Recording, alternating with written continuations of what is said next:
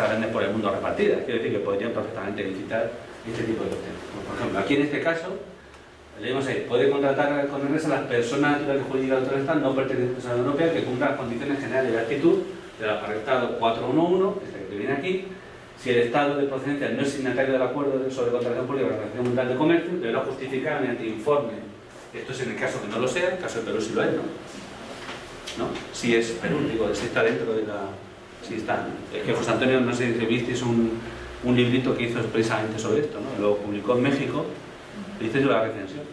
Un librito muy pequeño sobre el tema de los contratos internacionales, entre ellos los que estaban sujetos a la Organización Mundial de Comercio, ¿no? Bueno, pues si no está dentro del acuerdo, deben justificar mediante informe de la respectiva dimensión diplomática permanente española del Estado de procedencia de la empresa extranjera que admite a la vez la participación de empresas españolas en la contratación con la administración de los sitios organismos entidades del sector de los enumerados en el artículo 3, es decir, que hay un reconocimiento recíproco en el tema de presentación. Tema de uniones temporales, que es lo que decía, el tema de la UTE, aquí también se prevé solvencia de los empresarios, solvencia económica y financiera. Aquí, para este contrato, lo que se pide una declaración apropiada de la entidad financiera sobre cuáles son sus cuentas anuales, declaración sobre el volumen global de negocios y en curso, y en su caso sobre el volumen de negocios de ámbito de actividad correspondientes al objeto del contrato. No vale cualquier tipo de actividad, tiene que ser efectivamente la del contrato. El objeto del contrato, que por eso estamos pensando en la clasificación de la empresa. Referido como máximo a los 3 últimos ejercicios disponibles en función de la fecha de creación o de inicio de las actividades del empresario, en la medida que se disponga de la referencia de dicho volumen de negocio. El promedio de volumen global de primas emitidas por el ramo de seguro de enfermedad, que en cada uno de los próximos años debe ser superior a 4 millones de euros, por ejemplo, en este caso. Solvencia técnica. Pues te piden aquí, igual, exactamente igual, acreditará aportación, relación de servicios en el ámbito de seguros colectivos, no sé qué, lo que corresponda, ¿no?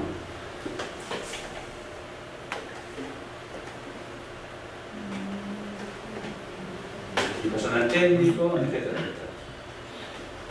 Una cuestión muy importante, bueno, que esto te daría para un otro curso entero, esto sería para otro curso entero, otros 3 días nada más viendo esto, que es el tema de la aportación e integración por medios externos.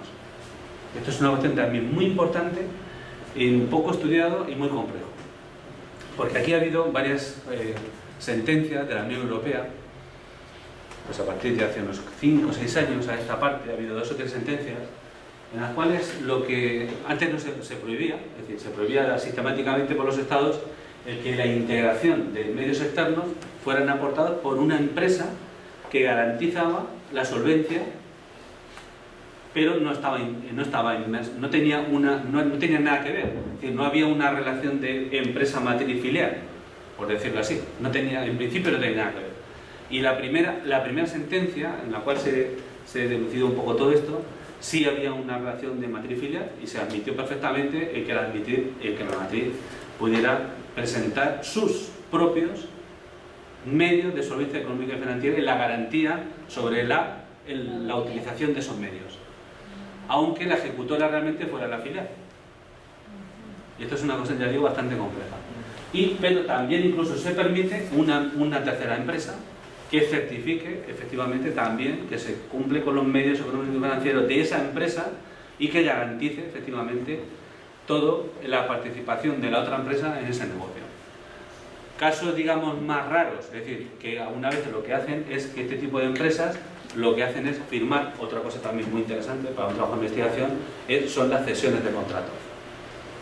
Las cesiones de contratos, es decir, una vez que incluso ya tiene adjudicado el contrato, la cesión de contrato a una tercera empresa, no la subcontratación, sino la cesión integral del contrato. Eso tuvimos hace 5 o 6 meses una tesina también de un alumno, no sé de qué país era, que sobre la cesión de los contratos, que la verdad es que fue muy buena, muy interesante, ¿no? Porque además hacía un estudio comparado también de Hispanoamérica, de varios países, de México,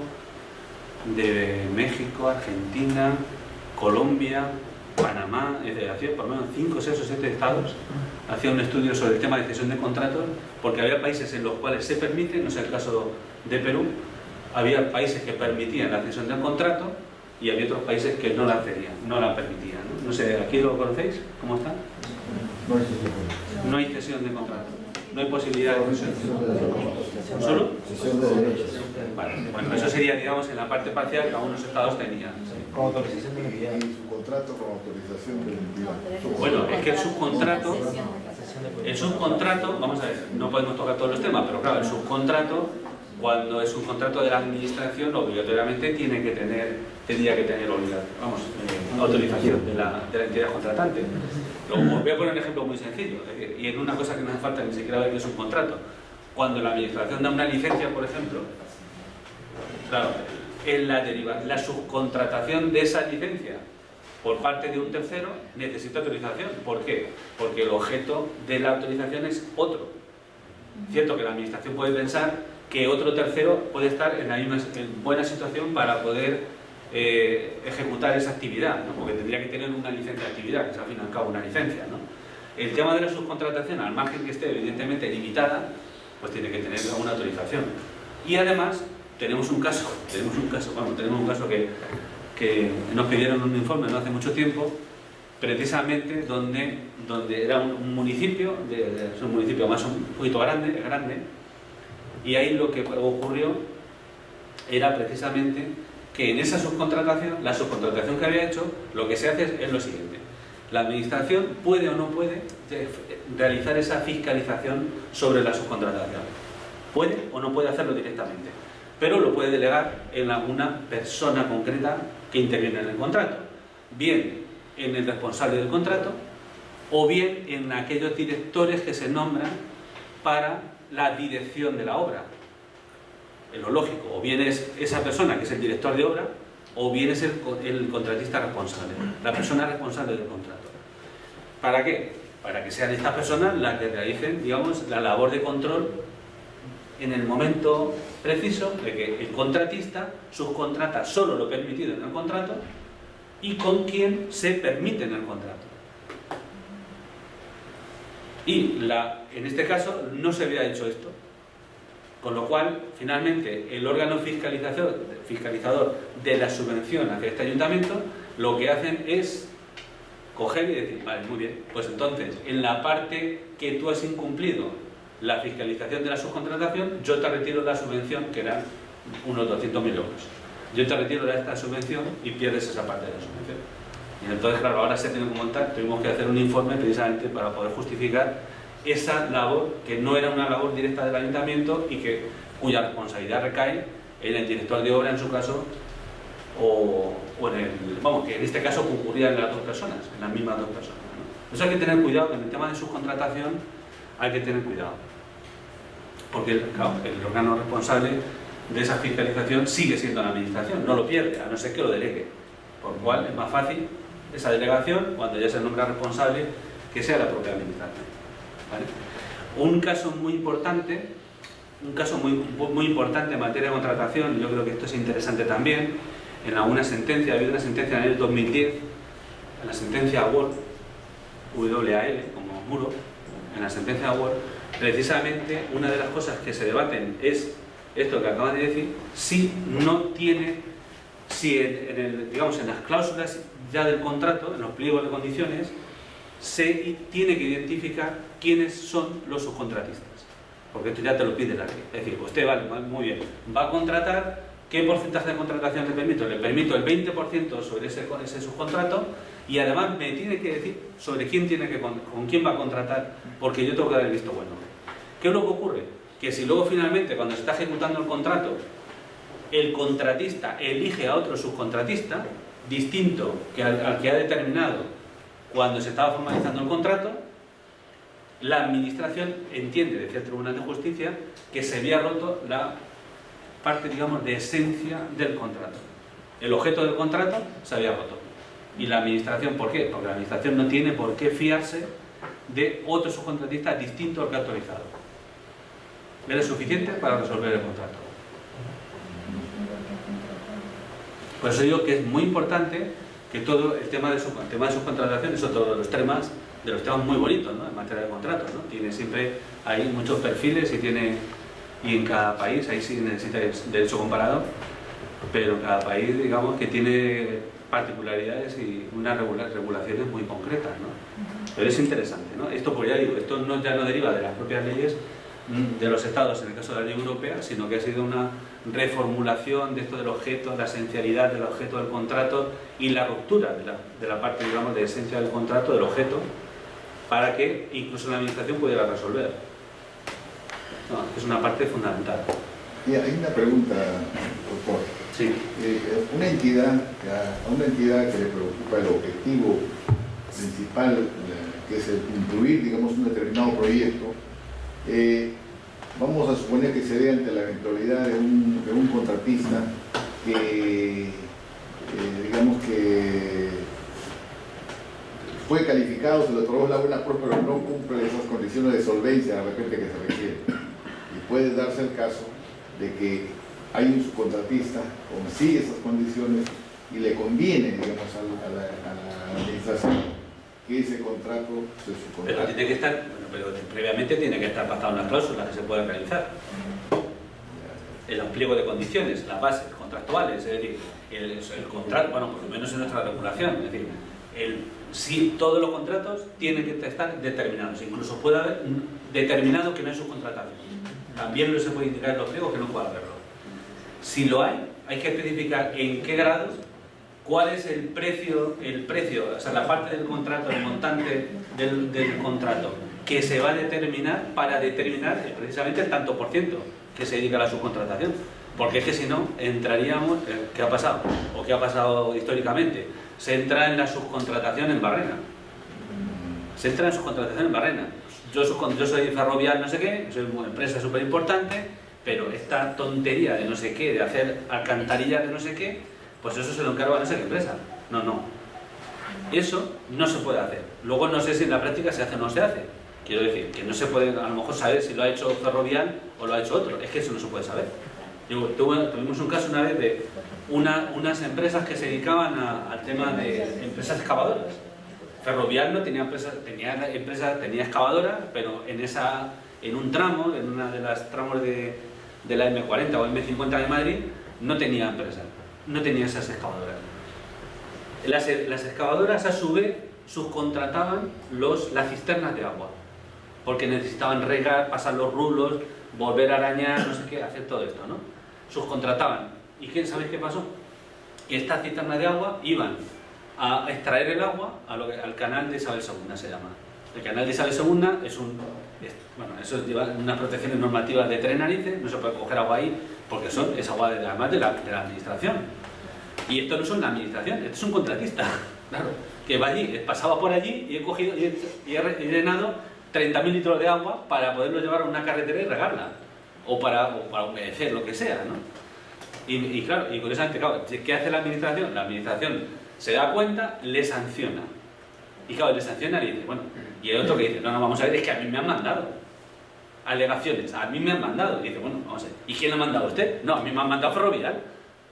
Pero vamos a ver, ¿usted tiene un contrato con Ferrovial? Sí, yo tengo un contrato con Ferrovial para hacer no sé qué cosa. No, eso no estaba en la contratación. Lo único, en ese caso se salvó el de la cisterna, que fue realmente que finalmente denunciaron. Se salvó porque la ley de contrato, no me acuerdo dónde lo dice, cómo lo dice, pero como entendía que había una derivación, una actuación de la administración, una actuación indirecta de la administración, porque se trataba de una obra para la administración, ¿no? Y tampoco había ocurrido nada más, ¿no? Bueno, ahí se presentó ahí un recurso un poco extraño y luego se ganó también, porque parece que ya se quedó la administración, pero había un delito contra el medio ambiente. Se lo conceptuaban como un delito contra el medio ambiente. Era una tontería de haber sacado 3.000 litros o 4.000 o 5.000 litros de agua y eran 2 o 3.000 euros de multa, de sanción. Por eso digo que cuidado. Por eso digo que una cosa es que luego lo pongan y luego las grandes empresas cojan, subcontraten, bajo cuerda, no sé qué, porque al final es muy difícil controlarlo. Con que esas empresas tengan su fiscalidad, su seguridad social, los trabajadores que están actuando lo hagan bien, pues realmente no hay más problema, ¿no? Entiendo, digo, que no hay más problema. Pero Eso que no lo sé, digo, ese sería también te digo, un tema interesante, ¿no? Para ver.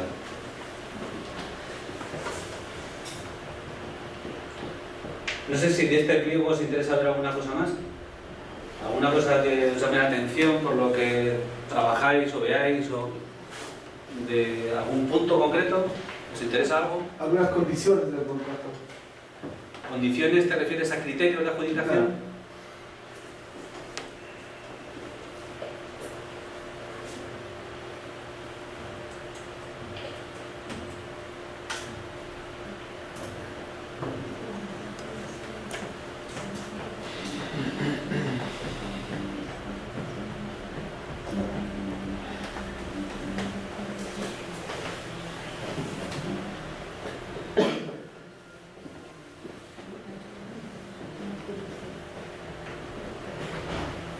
Bueno, veis una cosa, bueno, antes de ver eso, quiero que veis una de las cosas, digamos, particulares también de venir de la contratación, aquí imagino, no sé si tenéis igual, es el tema de los CPVs que llaman, que son la concreción. Hay un formulario de no sé cuántas páginas, un montón de páginas, y lo que hay que hacer es determinar en el objeto del contrato, para determinarlo exactamente, porque por ejemplo el contrato de servicios es un poco el más complejo en los anexos. El contrato de servicios lo que viene, digamos, son unas unidades, o sea, unos tipos, ¿no? Contrato de no sé qué, contratos informáticos, contratos intelectuales, contratos de no sé qué, y hay hasta, creo que son 30 tipos, ¿vale? Hay el último, no sé si 30 o el 29, le dice y otros que son contratos de servicio y otros, ¿vale? Que habría que, de ser un contrato de servicio y no haberlos incluido en esos 29, estarían en el otro, ¿no? Pero luego, en los CPV estos, lo que hay que hacer es concretar exactamente cuál es el contrato exactamente que se está realizando, de la actividad propiamente del contrato, del objeto del contrato. Ya no vale decir que es un contrato de servicio, sino vale, es un contrato de... Hay que especificarlo, ahí no veis nada, porque solamente son números, pero habría que ir a estas CPV, que son documentos sobre los anexos. ¿Ves? En este caso es un contrato recogido en la categoría 6, ¿no? De estas categorías que os digo, en la categoría 6 del anexo. Con lo cual, claro, esto también presenta condiciones, porque también en los umbrales y toda esta cuestión, depende si estás en el umbral, o sea, la categoría está el 15, es decir, que en la ley luego también te realiza, digamos, como subdivisiones para que se concrete también esta cuestión. Doctor, ahí me dice en la parte final, en Sí. este tipo de contrato civil que se sometían al arbitraje. Es que esto es una empresa privada. Esto es una empresa pública y es poder adjudicador. Esto no es una administración. Estos son unos pliegos de una empresa pública. Y por lo tanto, para la ejecución del contrato, solamente puede ser para la ejecución, no sé dónde lo pone, pero solamente puede ser para la ejecución. Es un contrato. En el índice. Anteriormente. Pues eso, si queréis lo vemos, pero eso solamente porque es empresa pública y evidentemente, claro, se puede someter en la parte de ejecución del contrato hasta la terminación del contrato por el arbitraje. Este, como veis, es un contrato mediano, 3.838.448 euros, con lo cual sería un contrato de los que se denominan armonizados, contratos SANA, ¿vale? Y por lo tanto, aquí en este tipo de contratos se le estaría aplicando, esto es un poder adjudicador, se le estaría aplicando toda la normativa referente a poderes adjudicadores, que lo que se formaliza es un contrato privado. Aquí lo que no tenemos es la formalización del contrato, tenemos condiciones técnicas y condiciones administrativas. Lo que no tenemos es la formalización del contrato en sí. Luego hay una formalización que es al margen de los pliegos, evidentemente, ¿no? Que sería la formalización propiamente del contrato.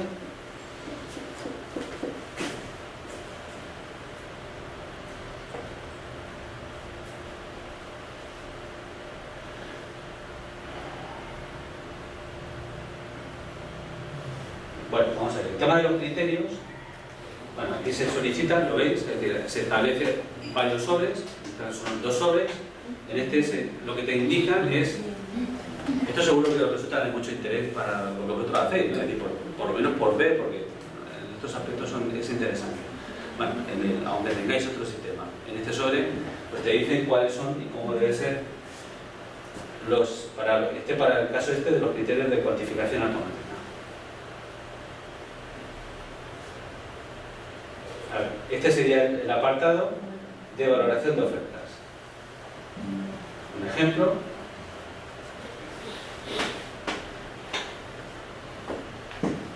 Bien, vamos a ver, en este caso, bueno, esto lo hace mucho, esta empresa lo hace bastante, ¿no? El tema de hace una parte de que son los criterios automáticos, lo que hacen es crear unos ficheros especiales en formato XLS, en formato Excel, pero protegidos. Son formatos Excel protegidos que no se puede modificar nada del formato y lo único que te dicen es, por ejemplo, este es un contrato de seguro, pues igual, este es uno de los que los lleva seguro, ¿no? Los lleva abajo. Entonces, ¿qué es lo que te presentan? 5 o 6 tablas en un formato Excel con 100, 200, 300 ítems, ¿vale? Y lo que hacen es simplemente una valoración y te dicen, a ver, contrato de seguro, a ver, usted de asistencia sanitaria. Entonces te dicen, a ver, usted tiene departamento de clínico para operaciones de no sé qué tipo, marca 1 o no lo marques, o una X o no lo marques. ¿Tiene usted servicio de oncología? ¿Sí o no? ¿Tiene usted servicio de no sé qué? ¿Sí o no? ¿Tiene usted servicio de no sé cuánto? ¿Sí o no? ¿Tiene servicio de tal? ¿Sí o no? Creo, esperad un segundo, que a lo mejor incluso lo tengo aquí. Esperad un segundo. Porque este expediente lo tengo completo, ¿no? Sí, mira, tablas. Luego es este. Sí, esto es una tabla. ¿Veis qué paso? ¿Veis qué paso el cursor? ¿Veis qué paso el cursor? Esto no puedo modificarlo. No puedo modificarlo, este sería, y se va cuantificando. Va cuantificando todo lo que es la parte, digamos, de cuantificación automática del contrato. ¿Lo veis? Aquí, por ejemplo, límite global de no ser de tal, pues te va diciendo oferta, te va dando los umbrales para cada apartado concreto y nosotros tenemos que ir rellenando cada empresa, cada licitador va entregándolo. Al final, te digo, había 2 o 3, esto se computa de forma automática todo y obtenemos un resultado. Con ese resultado hay una calificación, digamos, de todos los adjudicatarios, de todos los licitadores, mejor dicho. Hay una cuantificación y es simplemente hacerlo, eso es automático todo. En otros casos, en vez de tener esto, porque aquí, aunque sea automático, tienes unas variaciones. Como veis, por ejemplo, puntuación máxima, oferta tal, máxima, puntuación máxima, 0,35. Ellos aquí luego se cogen las bases de cómo se establece la cuantificación ponderada, ¿vale? Aquí ven la cuantificación ponderada y automáticamente te da un resultado. Puede ser 0,15 de lo que corresponda. No se puede calcular en 0, una cuestión importante, porque si no, si te daría 0, si se utilizara el valor 0 como 0, te estaría dando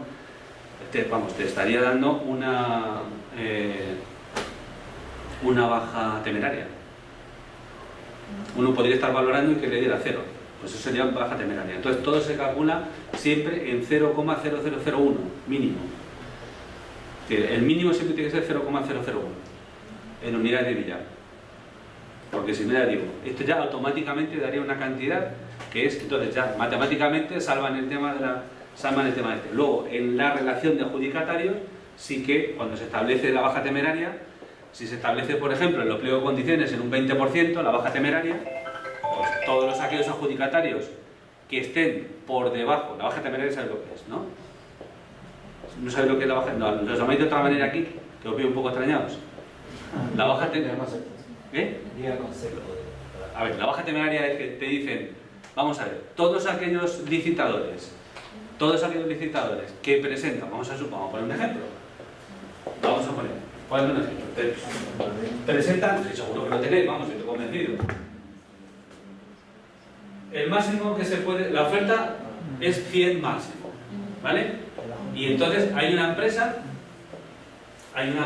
que presenta 95, hay otra empresa que presenta 90 y hay una empresa que presenta 20. Entonces la baja temeraria es, si en el pliego de condiciones se establece en un 20% con respecto a la media de las ofertas presentadas, tendríamos que sumar, valorar la media y ver si hay un 20% entre la baja del 20%, o sea, de 20, de esta unidad y la media de las presentadas. Si hay una diferencia superior entre esta oferta presentada y la media, no entre la última, sino entre la media superior al 20%, estaría en baja temeraria. Como está en baja temeraria, este quedaría excluido del contrato. ¿No tenéis algo parecido? Pregunto, digo, ¿tenéis algo parecido o no? Sí, ¿Eh? Ahora solamente en obras, 10% arriba, 10% abajo de oferta y en el caso de bienes y servicios o debajo de hasta el 70%. Hasta el 70%. Pues Ahora en nuestra legislación nacional, la normativa de contratación pública ha cambiado en ese sentido. Con la norma anterior ha sido modificada recientemente en el año 2012. Entonces, hasta antes era hasta un 70% mínimo, ¿no?, en bienes y servicios, pero ahora no hay un límite mínimo para los ofertantes. Por ejemplo, nos ha sucedido varios casos, a título personal estoy hablando, ¿no?, varios casos de que un contratista, un adjudicatario, como lo llaman ustedes, sí. ¿no?, ha presentado su propuesta por 15 soles, ¿no?, de un valor referencial de 80.000 soles, ha presentado su propuesta por 15 soles. Entonces la norma, en ese sentido, como ha quitado el valor mínimo, el límite mínimo, entonces oferta por 15 soles, pero nuestra norma no señala qué es lo que puedes hacer. O sea, tendrías que adjudicarlo la buena pro, pero va a haber un incumplimiento de contrato, ¿no? Entonces, porque es jurídicamente imposible, ¿no?, que oferte 15 soles sobre un valor referencial de 80.000 soles, ¿no? Entonces, yo he tenido varios casos de esa naturaleza y al final, bueno, se ha tenido que terminar pues en un arbitraje, ¿no?, un arbitraje para que pueda el contratista reconocer o ponerse de acuerdo. Ya en el arbitraje se decida qué es lo que se va a hacer con el contrato, ¿no? Porque la norma ya no ha señalado ese límite mínimo, ¿no?, en la modificación que tenemos actualmente, ¿no? Como obras nomás se permanece un límite. Pero en todo caso, para evitar eso se podría salvar la situación considerándolo en el pliego, ¿no? O sea, poniendo las condiciones mínimas, ¿no?, o en las bases en nuestro caso. Pero es que ahora para bienes y servicios no existe un límite mínimo, ¿no? No, pero tú lo podrías poner como... No se puede poner porque estaríamos vulnerando la norma de contrataciones, ¿no? Yo ahí tengo, por ejemplo, una duda que le quiero consultar, ¿no? Nuestra legislación nacional, la contratación pública se divide en 3 fases. Una fase de programación, una fase de selección y calificación y otra fase de la ejecución contractual. Si en la fase de la programación no se ha diseñado una buena contratación, o sea, ya no se puede corregir ni en la fase de selección ni en la fase de ejecución contractual. O sea, es un contrato que simplemente ha fracasado, ¿no? Y probablemente vamos a tener que resolver el contrato o simplemente, o sea, se va a perjudicar en este caso al adjudicatario o al contratista, ¿no? Resolviendo el contrato y encima de eso aplicándole una penalidad porque va a ser imposible el cumplimiento de ese contrato, ¿no? Claro. Por eso, Bueno, por vamos eso a ver, podría devenir en que tuvieras que desistir del contrato. Claro, por eso en este caso le preguntaría que si en la legislación española existen fases para la contratación. Claro, exactamente igual. Hay una fase, digamos, de publicidad y adjudicación, lo podríamos ver en lo que es bueno, ahora sí eso lo pongo. Pero vamos, si solamente para contestar a lo que tú me dices, hay una fase de efectivamente publicidad y adjudicación, hasta la adjudicación de un contrato, y luego pues la fase de ejecución, lo denominan ejecución, extinción y finalización del contrato, ¿no?, que podría terminar por el simplemente cumplimiento del contrato por la resolución del contrato. Que podría ser el equivalente de nuestras 3 fases de la contratación peruana. Aproximadamente. Es decir, vamos a ver, ahora Lo que, vamos a ver, hay dos fases, realmente son dos fases perfectamente diferenciadas para mí, es decir, bueno, que se puede establecer 3 o 4 fases o incluso hasta 5 fases, pero realmente es hasta la adjudicación y de ejecución, porque hasta la adjudicación, primero porque las leyes lo que han marcado son los procedimientos, realmente los procedimientos especiales. Quiere decir que, bueno, es un periodo corto, el tema de si se publica o dónde se publica, cómo se publica, y que el acceso, digamos, de los licitadores, digamos, a la convocatoria pública, ¿no?, de apertura de plicas, sobres, etcétera, ¿no?, donde todo el mundo tiene que saber, claro, evidentemente en qué posición está, porque es público. En fin, a partir de ahí, digamos, lo que sería la propia exclusión o no, aceptación, digamos, de las ofertas que se presentan en el contrato, y a partir de ahí la motivación o no, primero de la exclusión o no de los licitadores, y en su caso la adjudicación que se debe hacer de los acuerdos. La adjudicación, que distinguimos el momento de adjudicación y formalización del contrato, porque primero tenemos que adjudicar. Antes había una adjudicación provisional, esto se ha eliminado en la nueva ley, eso ya se modificó, ya no hay esa, en la última, digamos, en la última versión se eliminó esta adjudicación provisional y ya tenemos esa adjudicación. Y ahí realmente, que es un periodo que no es muy largo, digamos, delimimos toda esa parte, digamos, de publicidad, determinación, de actitudes, etcétera, ¿no?, es decir, de contratistas, para empezar a ejecutar el contrato. Luego ya tiene camino, digamos, liso hasta la terminación propiamente del contrato, o bien porque lo ejecutas, o bien porque hay un problema y lo tienes que resolver. No hay otra forma de terminarlo. Pero bueno, básicamente es muy parecido. Es cierto, te digo, mira, aquí, espera un segundo para que lo veáis, que es un poco más complejo.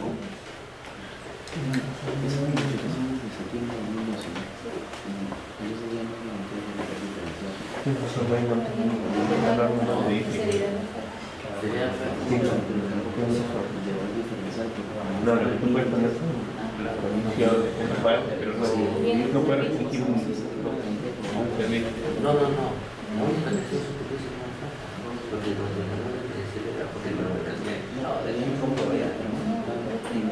Claro, pero sí es personal, pero a veces es por un error del contrato y se olvida, o si tipea, ¿no?, de la secretaria. Se olvida un cero. O también que lo van a acabar en Mira, fijaos en esta transparencia. En esta transparencia, donde un poco se viene a ver un poco, derivado de lo que preguntabas. ¿Cómo te llamas? Lenny. Pues de lo que preguntaba Lenny, fijaos en lo que es, además, en la jurisdicción, es decir, los problemas de jurisdicción que hay en función de las fases del contrato. Es decir, serían determinantes estas fases del contrato para determinar, en su caso, cualquier problemática que se deriva del contrato y la jurisdicción competente a la cual habría que acudir. Fijaos, la distinción entre, bueno, básicamente entre la administración y poderes adjudicadores, porque otros, que sería esta parte de aquí, pues estaría, digamos, en las mismas condiciones que los poderes adjudicadores. Fijaos, contratos, la determinación de los contratos administrativos o contratos privados por parte de la administración y la consecuencia que tiene en lo que es la jurisdicción. Aquí, aunque no se ve muy bien, pone jurisdicción contencioso administrativa y aquí pone jurisdicción civil, ¿vale? En esta amarillo aquí, que no se distingue nada. Y aquí pone fases, precisamente, fases de la vida del contrato. La fase del contrato. Fijaos, en los contratos de la administración pública, los contratos administrativos, independientemente de que sean armonizados o no, porque por eso son administrativos, tendrían en la fase, y está hablando, fase de preparación y adjudicación. Sería parte de publicidad, todo el rollo hasta que llegamos a la adjudicación. Pues en esto, si tenemos un problema, o bien recurso especial, o bien jurisdicción contenciosa administrativa. Pero como el recurso especial, insisto, es un procedimiento cuasi judicial, forma parte del procedimiento administrativo, terminaría, digamos, la fase administrativa de ese procedimiento. tendríamos siempre la opción de acudir a un contencioso administrativo. Después que tenemos la resolución de un tribunal especial, ¿vale? Y en la primera parte tendríamos la posibilidad de poder recurrir también directamente, por eso me lo permite la ley, me salto el tribunal especial y me voy directamente a la jurisdicción contencioso administrativa. También, ya lo explicamos el otro día, ventajas e inconvenientes del tema ese. El cumplimiento, efecto y extinción, que es un poco como en las 5 fases, por eso tú has dicho, tenemos 3, bueno, podemos nosotros tener 3, 4 y 5, ¿no? Aquí se pueden estar hasta 5, pero realmente, cumplimiento del contrato, que sería la ejecución del contrato, efecto que va produciendo, tampoco es que sea una fase, pero bueno, esto lo ha determinado así la ley, y la extinción del contrato, ya digo, una de dos, cumplimiento o resolución del contrato. No hay otra forma de extinción. En el libro este que es cuando venga José Antonio seguramente se va a presentar, pues tratamos este tipo de cuestiones, el tema de la extinción, el tema del cumplimiento, el desistimiento, la resolución del contrato, la nulidad de las situaciones o la nulidad del contrato. Esto es lo que, modificación del contrato, jus variandi, todos estos son los temas, las formas del contrato, son los temas que tratamos. Y cuando se trata de poderes adjudicadores que no son administración pública, pues tendríamos que distinguir entre si son armonizados y no armonizados, entre armonizados y no armonizados, lo que os dije el día de ayer. Hay que acudir al umbral del contrato, ese por ejemplo que tendríamos un contrato SARA, un contrato armonizado, que estamos viendo en los pliegos ahí anteriores, es un contrato armonizado, por lo tanto, es un contrato armonizado, estaría en esta categoría.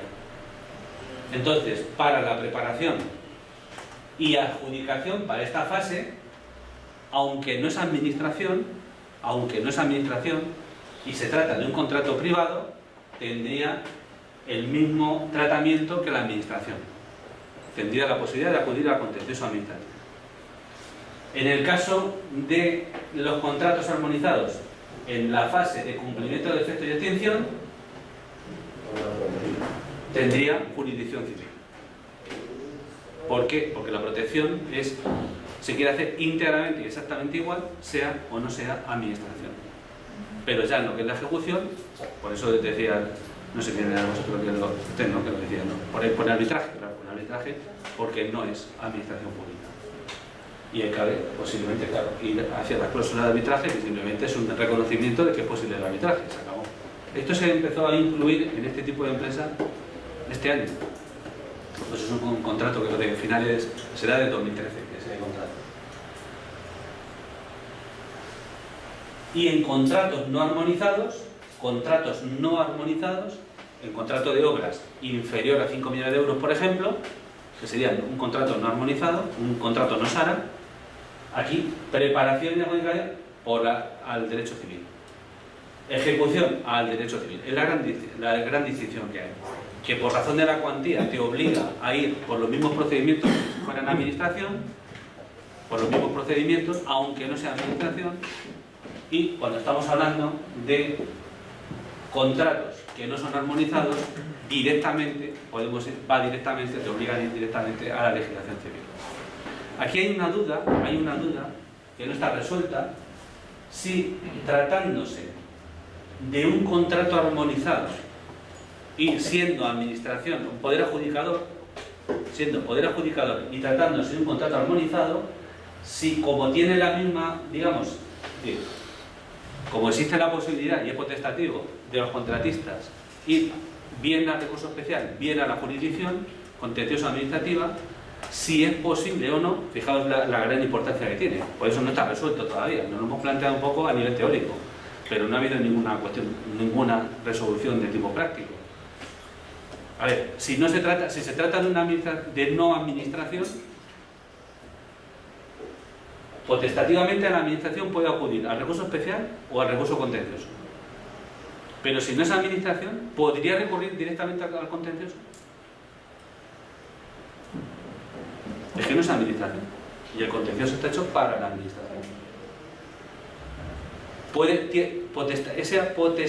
Esa potestad que tiene para ir hacia una vía hacia otra, ¿lo tienen también los poderes adjudicadores? ¿Por qué? Entonces alguien me puede preguntar, hombre, pues sí, porque no se le da la posibilidad de acudir a la jurisdicción contenciosa. Claro, yo le podría decir, claro, muy bien, lo pone, ahí lo pone así, pero no olvidéis que tenemos una resolución que sería una resolución que pone fin a la vía administrativa. Y esa resolución que pone fin a la vía administrativa es la que me habilita para que yo pueda acudir a la jurisdicción contenciosa administrativa. No me permite recurso de reposición, porque me lo excluye la ley, pero me permite ir a la jurisdicción contenciosa administrativa. Y que en esa vía yo tengo mis dudas si el contencioso admitiría directamente, sin pasar por el recurso especial, al no haber una resolución administrativa, porque es una resolución administrativa, no generada por el órgano, sino no generada por el poder adjudicador, que no lo resuelve, sino generada por el tribunal especial, que es la que me da pie de recurso para poder acudir a la jurisdicción contenciosa administrativa. Es un caso curioso de laboratorio que se da ahí. Normalmente, ya digo, yo creo que no se ha dado nunca, yo no lo conozco que se haya dado nunca a nivel práctico, pero bueno, se plantea qué es lo que ocurriría si esa potestad es posible o no es posible.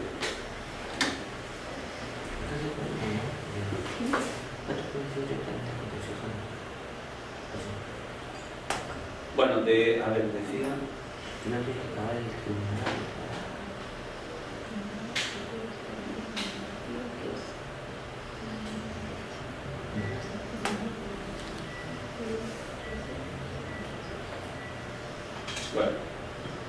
Bueno, en lo que estamos viendo de los criterios, volvemos a los criterios que era su pregunta. Bueno, pues esto es el tema de valoración, y luego aquí, bueno, aquí será una valoración de distinta puntuación por valoración de otro tipo de cuestiones. Como veis, por ejemplo, este era, os recuerdo que era un contrato sanitario, era para contratar los servicios privados de una empresa de servicios asistenciales sanitarios, que lo tiene la propia empresa. La empresa tiene sus propios servicios. Y fijaos, por ejemplo, aquí, no sé, decir, mira, amplitud de la red en centros hospitalarios, Madrid, Córdoba, Guadalajara y Tarragona, que son los sitios donde está ubicada la empresa, que lo tengan. Entonces te dice, bueno, valoración, tabla 1, tal, y esto es lo que sería, digamos, la fórmula que aplican en este caso para determinar los 13 puntos, ¿no? Puntos a asignar, puntuación máxima por valor total de la oferta que se valora, dividido por el valor total de la oferta más ventajosa, mayor valor total. Y esto te dará lo que te dé. Y eso luego estará ponderado en los puntos que te correspondan. En su caso, por ejemplo, amplitud de cuadro médico total por población. Bueno, porque esta además es un caso que, bueno, hubo recursos, me acuerdo, ahora mismo me estoy intentando acordar del tema, hubo muchos recursos porque, ¿os acordáis de esta tabla que veíamos ahí? Todos mintieron. Todos mintieron. En la mesa de contratación pudo comprobar, vamos a ver, todos mintieron, pudo comprobar que habían incluido X en sitios donde no tenían que haberlo incluido, porque no eran servicios directos que prestaban estas empresas, sino que eran servicios subcontratados que en su caso tenían a disposición. Entonces, claro, esto se concebía, al final una tenía, me acuerdo perfectamente del tema sí, una tenía un 9% de mentiras sobre la historia, otra tenía un 7% y otra tenía un 2% de mentiras. Ahí, vamos, valorar de mentiras entre comillas, ¿no? De inexactitudes, digamos, en esas tablas. Y se estuvo valorando, al final, bueno, lo que estuvo valorando, claro, es que al final se tenía que excluir a todas, porque habían mentido, claro, para realizar el tema, y eso sí que era un poco, se tuvo que hacer un informe precisamente en función, bueno, eso fue un informe bastante complejo también, pero ahí había unos intereses, porque a ver, la que mantenía los servicios anteriores era la segunda adjudicataria, y entonces, bueno, ahí hubo sus historias también. Bueno, pues amplitud del cuadro médico total, por ejemplo, de poblaciones, 10 puntos.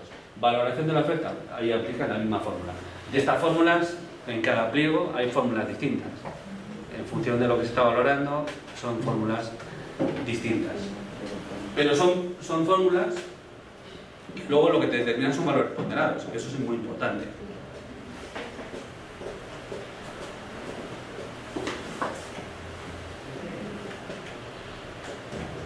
Aquí, bueno, ahí había otro apartado, y luego, por ejemplo, pues aquí, en esta parte, son mejoras que aquí son mejoras, se va dando puntuación a otros criterios. Esto es bastante, también algunas veces, bien, esto también algunas veces plantea bastantes problemas, porque dentro de los criterios, lo que son los criterios de adjudicación, hay que tener en cuenta que se trate realmente de una mejora. Fijaos lo que estoy diciendo, porque cuando se está hablando de condiciones técnicas que previamente se han definido en el pliego de condiciones técnicas, no se puede volver otra vez a dar la misma tuerca sobre lo que ya se ha definido. Realmente tienen que ser mejoras que se puedan determinar de forma individualizada del contenido propio que se determina en el pliego. Entonces, bueno, ahí se darían también una serie también de mejoras. Por ejemplo, mira, os voy a poner un ejemplo muy sencillo para que entendáis. Cuando estamos hablando, por ejemplo, de que la empresa tiene que tener una instalación X. Si la empresa, luego, si no se incluyera como valoración en los criterios de adjudicación de una forma distinta a como se ha valorado en las condiciones técnicas, es decir, si ya te están diciendo que tiene que tener lo que tiene que tener, ¿no? En las condiciones, en la mejora, tiene que ser algo distinto totalmente a cómo es esa edificación, ¿no? Lo que tienes que tener. Tiene que superar, ¿no? ¿Eh? Tiene que superar la exigencia básica. Claro, claro, evidentemente. Tiene que estar hablando de algo distinto de la exigencia mínima que te están pidiendo en la condición técnica. Porque eso también muchas veces, aunque parece una cosa sencilla, se confunde. Es una cuestión sencilla, pero se confunde, ¿no? Entonces, en esos criterios, ya digo, no se puede, se tiene que poner. Lo primero, lo más importante de todo es que cualquier criterio que se incluya, que pueda ser ponderado y que las empresas puedan determinar cómo se le está dando esa puntuación. Si se te pide, por ejemplo, que pues eso, no, usted presente un proyecto de formación ciudadana, ¿vale? Pues muy bien, 5 puntos. Pero, ¿qué es lo que se valora del proyecto de formación ciudadana? Dejar solamente el proyecto de formación ciudadana y dar 5 puntos supone que tú discrecionalmente le das 5 puntos a quien quieres. O le das una valoración de 5, 4, 3, 2 y 1 por como te da la gana. Es decir, hay que valorar por qué se le da 5, por qué se le da 4, qué debe tener para 3, qué debe tener para 2 y qué debe tener para 1. Porque si no, estamos en la inclusión de criterios subjetivos. Y los criterios subjetivos hay que evitarlos. Si queremos tener una buena calificación, digamos, contractual, hay que intentar evitarlos todo lo que se pueda. Una consulta. En caso que se hayan establecido criterios subjetivos, ¿cuáles serían los recursos que puede tener alguno de los postores para poder solicitar que se anule o se excluya este tipo de factores? Pues tienes que recurrirlo, vamos a ver, si se trata de un pliego de condiciones, vamos, de un contrato que está sujeto a regulación armonizada, tendrías que recurrir los pliegos ante los tribunales centrales. ¿Y hay un momento especial que se recurre o se puede recurrir en cualquier momento? No, en cualquier momento no, tienes un plazo, claro, evidentemente. Un plazo. Para recurrir, claro. Si no, pues ya desistes en el... Claro, o sea, porque es desde el momento en que Desde el momento que se convoca, claro. Hasta la buena pro, Claro. ese sería el espacio. Se convoca, claro. Porque, bueno, en nuestra legislación En ese tenemos... caso puede pedir la suspensión del procedimiento, Claro, etc. claro, o sea, porque en nuestro caso, porque no tenemos una etapa de registro, una etapa de consultas, una etapa de observaciones. Cuando tú conoces, desde el momento que se da publicidad al pliego, que nosotros tiene que estar en condiciones normales. Quiero decir, pliego, autocontratos que tengan cierta relevancia, porque ya digo, los contratos menores no tienes ni por qué publicarlos porque tienen es cantidad inferior a 50.000 euros. Pero contratos, digamos, normales donde se publica, pues tú, claro, en el momento que se publica, tú eres un futuro licitador, conoces los pliegos de condiciones, no estás de acuerdo, crees que hay una causa de nulidad, lo recurres. En el caso de tratarse de una administración local, Tú lo que haces es recurrir, como es un acto, lo recurres en reposición. Y contra la resolución de este procedimiento que inicias contra la administración, lo que haces es, en su caso, es poder luego recurrir, si quieres, al contencioso administrativo. O sea, sería el pliego de condiciones, yo lo puedo recurrir, va al Tribunal Central, que es un tribunal administrativo, y esa resolución... Bueno, en el caso que sea del Estado, si no iría de las comunidades autónomas. Y después te vas a contencioso. En su caso te vas a contencioso, en su caso. ¿Así hay un tribunal especialista en tema de este tipo de contrataciones? Sí. ¿O es el juez? No, lo que se os he dicho ayer y hoy, vamos a ver, los recursos especiales los desarrollan o bien para los recursos para los contratos del Estado, bien el Tribunal Central Administrativo de Recursos Contractuales, bien los tribunales especiales, igual, en la misma condición, de las comunidades autónomas. Que esto solamente, bueno, pues solamente es los que hay y los que no tienen convenio para que sea el Tribunal Central. Claro, lo que quería saber, porque como nuestro esquema es, hay internamente en el proceso de selección hay etapas, ¿no? Que son aproximadamente 8. Sí. Ya que uno es registro de los participantes, después viene una etapa de consultas, viene una absolución de consultas, después vienen las observaciones, que en realidad las observaciones serían como recurrir a algunas falencias que tenga los términos de referencia, las explicaciones técnicas. Luego hay una absolución de estas observaciones, y si no están de acuerdo, hay una elevación al tribunal, que es el 11, y luego de eso el tribunal emite un pronunciamiento, y este pronunciamiento se integra nuevamente en las bases, o sea, se vuelve a realizar las bases, implementando las ¿Pero consultas. vosotros tenéis ley de procedimiento? Claro, está regulado en el reglamento. Pero digo procedimiento administrativo. Sí, también aparte. ¿Y no deriváis de una norma a otra norma en el procedimiento administrativo? No, es que esto es un procedimiento especializado. Supletoriamente. Supletoriamente, ¿no? Supletoriamente podemos llegar al... ¿Supletoriamente o subsidiariamente? Supletoriamente, ya. Pues mal hecho. ¿Vale? Sí. Bien. ¿Ya? Y también subsidiariamente el Código Civil, ¿no? Hay una directiva que regula el procedimiento de elaboración de los... Claro, hay directivas, ¿no? Que todo, o sea, la carga de contratación se maneja a través de todo lo que es el OCE. Y el OCE es en última instancia el que se va a pronunciar, ¿no? Luego de ello ya viene el proceso contencioso. ¿Tenéis normas, ¿tenéis normas en la ley de contratación que son específicas de contratación, incluso hablando de procedimiento administrativo? Sí, sí. Hay todos los... Y sobre esas normas, cuando no están en la ley de contratos, ¿aplicáis la ley de procedimiento administrativo? Así es. Vale, pues entonces me sigo reafirmando en que eso es incorrecto. Ahora os explico por qué. Es una os voy a explicar. Vamos saltando. Parecemos un saltamontes aquí, pero es muy importante. Es muy importante. La conferencia que di ayer en el Colegio de Abogados por la mañana era referida a ese tema concreto, que es el concurso de normas. Os voy a explicar un poco por qué. Porque supletoriamente, por eso te lo he vuelto a repetir, porque eso es incorrecto. Os voy a explicar por qué. Bueno, como me decís si es incorrecto o no, tampoco vamos a hacer aquí cambio.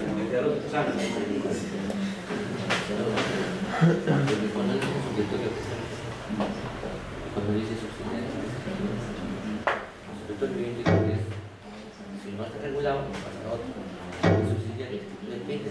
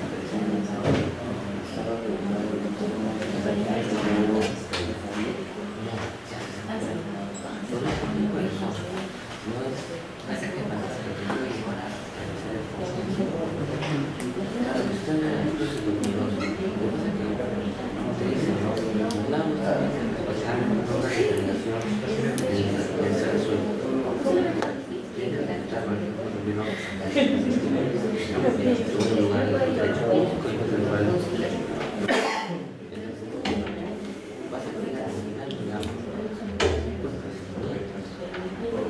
cuando dices no, está presentado, no ha estado el orden de relación, entonces lo que te va a realizar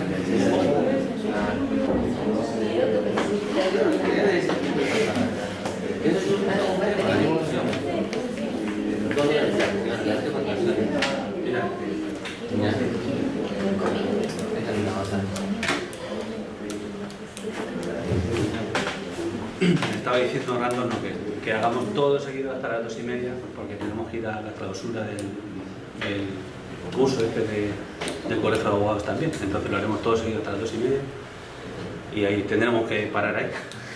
Como veis esto es interminable. Si te pones esto para estar aquí semanas. Pero bueno, vamos a ver esto que acabé de decir y voy a explicar por qué entiendo que digo, esto es lo que las dos transparencias, estas dos transparencias que habéis ahí, la 2 y la 3, fue las que utilicé ayer de forma exclusiva en la ponencia que hice. Precisamente hablando de esto, bueno, era el tema de administración tecnológica, pero aquí combina, digamos, lo que es el concurso de normas, cómo lo determina la ley y por qué es correcto que lo haga así.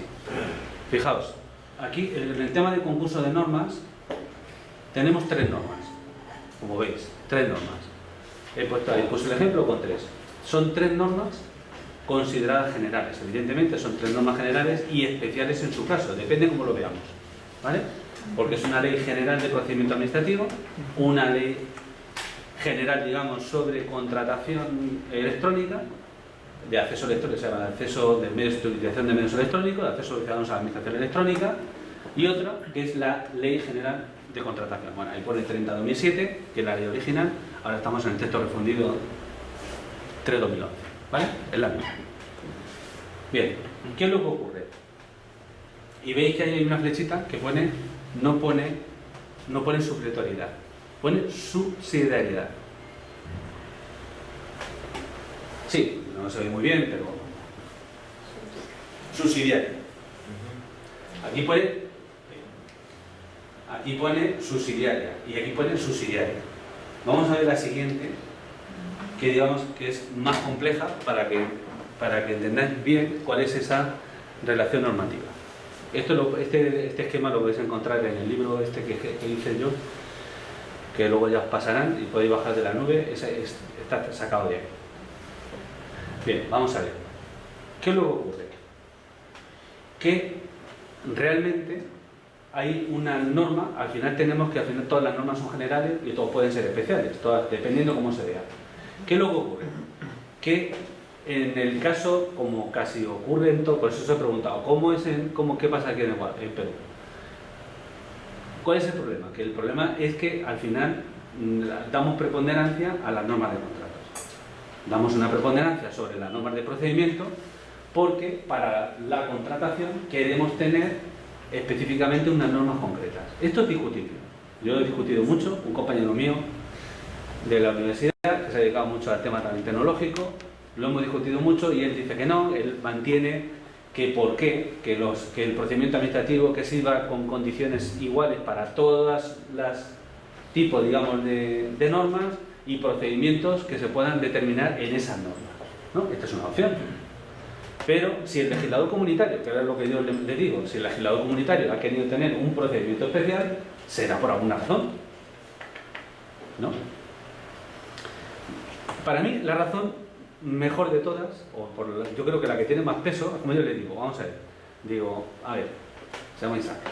vamos a pensar, el problema del procedimiento es que nosotros estamos hablando de derechos y de personas en el procedimiento administrativo, y está muy bien, está muy claro con quién estamos tratando, pero en la ley de contratos estamos hablando de empresas y más que de derechos estamos hablando de dinero. Más que de derechos estamos hablando de dinero. El factor económico aquí es principal.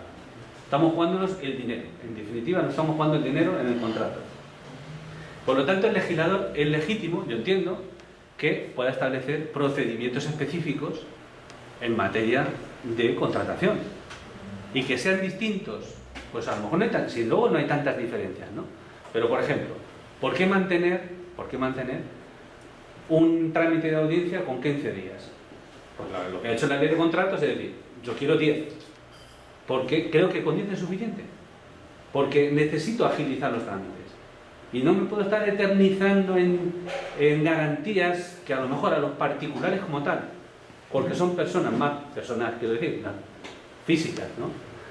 Sí es a lo mejor necesario hacer, pero aquí estoy tratando con empresas jurídicas, con personas jurídicas. Es que a lo mejor no hace falta tampoco ser tan garantista. Tengo que dejar unos tiempos, pero tampoco a lo mejor no hay por qué aplicar el mismo tiempo. Sin embargo, fijaos, os pongo un ejemplo. Cuando estamos hablando de administración electrónica y estamos utilizando las firmas de firma electrónica, sucede también exactamente igual. Es decir, cuando nosotros nos vamos a la Ley 11/2007, donde se regula para la administración del Estado qué tipo de firma electrónica se debe utilizar, que la firma, hay una tipología, desde la firma más simple, ¿no? Que sería un PIN, ¿no? Un PIN de un cajero automático, ¿no? Metemos 4 números, esto es un PIN. Esto es una firma electrónica básica, según la ley. Pero hasta llegar, digamos, a los más complejos, a las firmas asimétricas, ¿no? Las firmas encriptadas, con perfil de asimetría, toda esta cuestión, ¿no? Bien. Dentro de esto, por ejemplo, en el derecho español valoran el que una firma, que no pasa, por ejemplo, en otros idiomas, en otros estados, que solamente tienen una firma. En el caso, por ejemplo, italiano, solamente existen las firmas digitales, ¿no? Firma digital es una y se acabó, no hay más. Pero en el caso español hemos distinguido varias tipologías. Y llegados, digamos, al extremo de cuáles esas tipologías, para la administración, para la ley de contratos, es obligatorio utilizar la firma reconocida, que es la que se asimila a la firma manuscrita. En el negocio jurídico cualquiera, nosotros, la equivalencia a una firma manuscrita es la firma reconocida. Mientras que para la administración, para la ley 11/2007, la que veis ahí en el centro, la firma normal para cualquier tipo de transacción con la administración es la firma avanzada, con un certificado, de un certificador de firma avanzada y se acabó. ¿Vale? Con lo cual, ¿qué quiere decir? Que es mucho más rígido, digamos, en la ley de contratos, que sería, digamos, casi el efecto contrario de lo que veíamos del trámite de audiencia, más rígido en la ley de contratos que en la ley de procedimiento. Será porque el legislador quiere, también, porque entiende esa protección, sí. Cuando se refiere a subsidiario y supletorio, ¿cuáles son las diferencias? Ahora lo explico. Bien, eso más o menos queda claro, es decir, que se le quiere dar distintas intensidades dependiendo de la norma.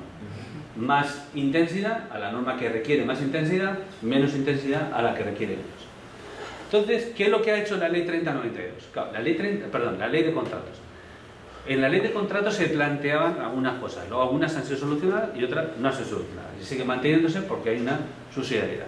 Pero lo que se ha hecho es que en la disposición final tercera se especifica de forma clara que la ley de procedimiento administrativo, o sea, la ley de procedimiento es subsidiaria porque antes era supletoria. En la ley del año 2000, o sea, en el texto refundido 2/2000, en la misma disposición que era la disposición final octava, lo mismo se decía que era supletoria. Y luego se ha cambiado por la terminología de subsidiaria. Pero no se ha equivocado el legislador. Ya les digo por qué.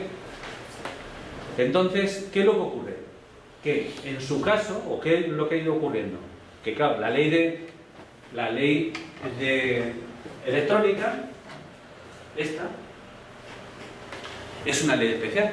Y lo que está haciendo es, según el guión que veíamos en uno de los puntos, es que la ley especial puede derogar, ¿no? Leyes especiales deroga leyes generales. La ley especial puede derogar la ley general. Entonces, ¿qué es lo que ocurría? Que nosotros en la ley de procedimiento teníamos básicamente tres artículos. El artículo 38, apartado noveno, el artículo 45 y el artículo 59.3. El artículo 38.9 era referido a registros telemáticos, el 45 era general sobre la cuestión informática y el 59.3 era referido a la notificación electrónica. ¿Vale? ¿Qué es lo que se hace? ¿Qué hace la ley especial, en este caso la 11/2007? Lo que hace es derogar el 38.9, el 45.234 y el 59.3. ¿Por qué? porque iba a regular la notificación, el registro telemático, todo lo iba a regular en una ley especial sobre esa materia, que es la ley general, al fin y al cabo, es decir, porque es la ley específica. ¿Vale? Entonces, por ser especial, derogó la ley de procedimiento administrativo. Eso está ya claro, ¿no? Entonces, tenemos ahora que esa ley y el reglamento ejecutivo de esa ley, que es el Real Decreto 1690-2009, regulan todo lo que se refiere a los procedimientos electrónicos, ¿vale? En general en la administración, por decirlo así. Pero claro, al establecer, fijaos que hay cordones umbilicales, es decir, la ley de contratación indica de forma directa que esta ley es subsidiaria, y es subsidiaria también porque para sí requiere la especialidad en materia de electrónica. Con lo cual, la ley 11/2007 también la considera subsidiaria.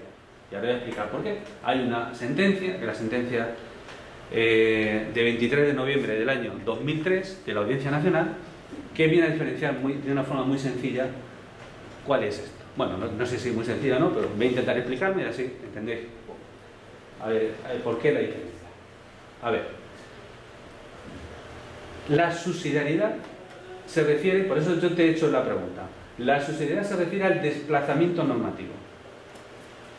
Con esto yo creo que ya lo debes entender. Al desplazamiento normativo. Tenemos dos normas que colisionan.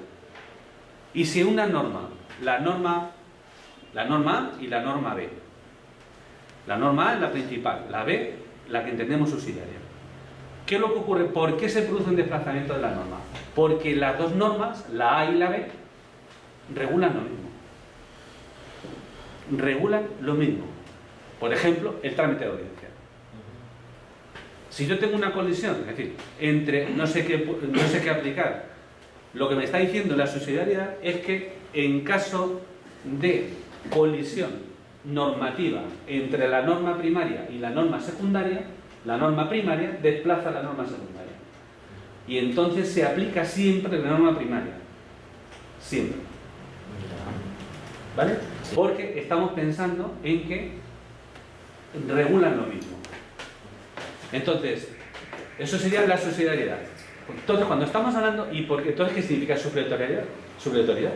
Porque claro, fijaos lo que dice en el texto, en la ley, solamente el artículo 19.2 se refiere a la supletoriedad. Solo se refiere a la supletoriedad. Y fijaos que lo hace con carácter general. No se está refiriendo a ningún procedimiento específico de la ley de contratos. Pero fijaos lo que dice. Dice, los contratos administrativos se regirán por la ley 30 de 2007, por la ley de contratos, y sus disposiciones de desarrollo.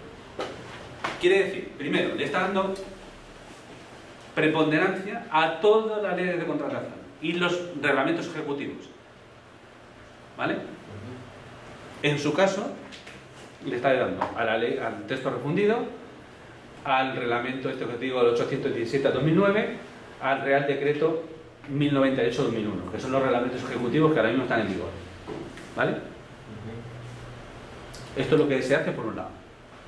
Y luego dice, fijaos, ya no utiliza el término subsidiario, ahora utiliza el término supletorio.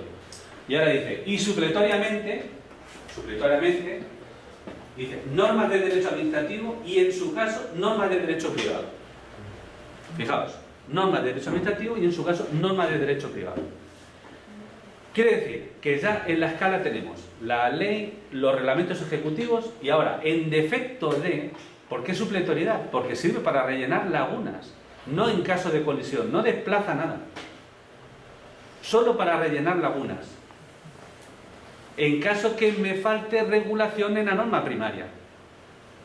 Ahora os voy a poner un ejemplo, lo vais a entender perfectamente.